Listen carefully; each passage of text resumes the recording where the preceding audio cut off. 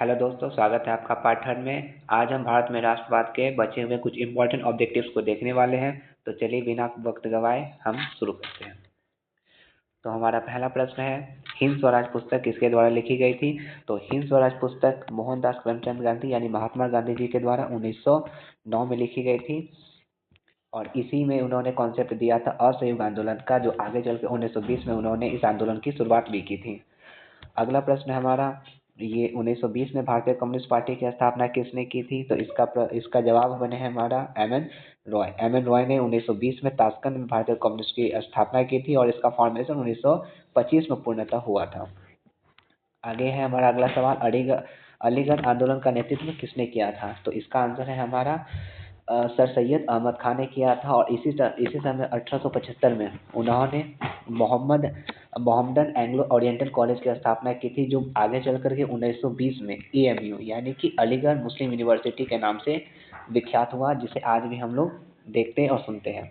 अगला जो हमारा प्रश्न है वो है, वेदों की ओर लौटो का नारा किसने दिया था? तो वेदों की ओर लौटो का नारा हमारे दयानंद सरस्वती जी ने दिया था। और इनसे रिलेटेड आपके संस्कृत में भी कुछ सवाल आते हैं। इन्होंने एक पुस्तक भी लिखी थी जिसका नाम था सत्यार्थ प्रकाश।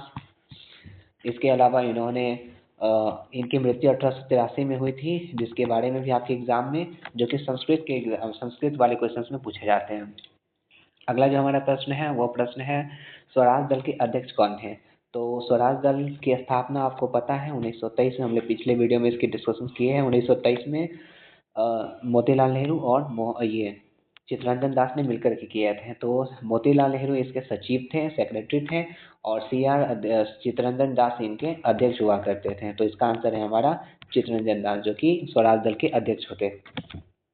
अगला प्रश्न है हमारा, किस तिथि को पूर्ण स्वतंत्रता दिवस घोषित किया गया था?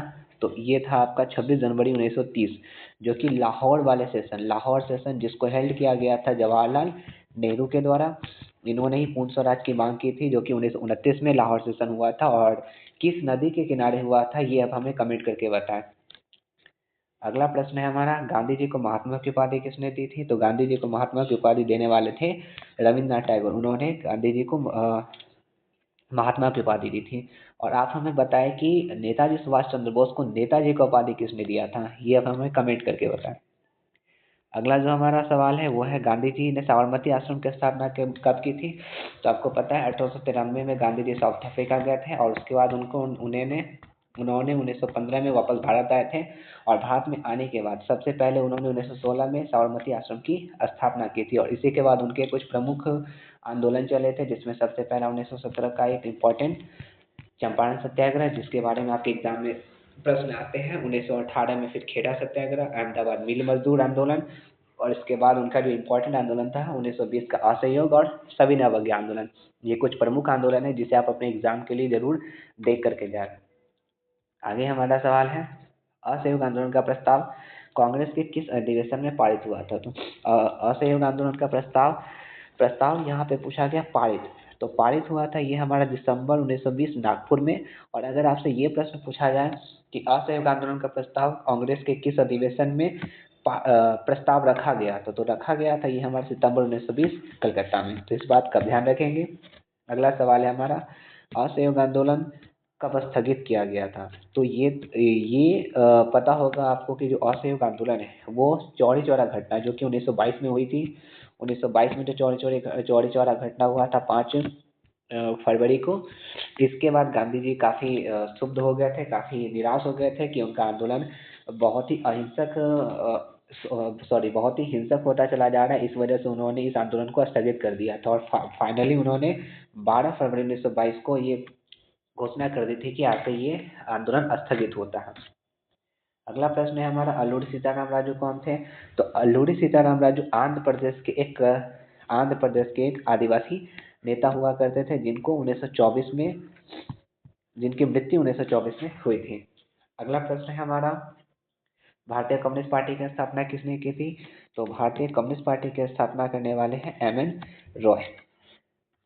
अगला प्रश्न है, रंपा विद्रोह कब हुआ था? तो रंपा विद्रोह का इसका आंसर है आपका 1916। ऐसे भी बहुत सारे इंपॉर्टेंट विद्रोह हैं जो कि हम अगले वीडियोस में डिस्कशन करने वाले हैं।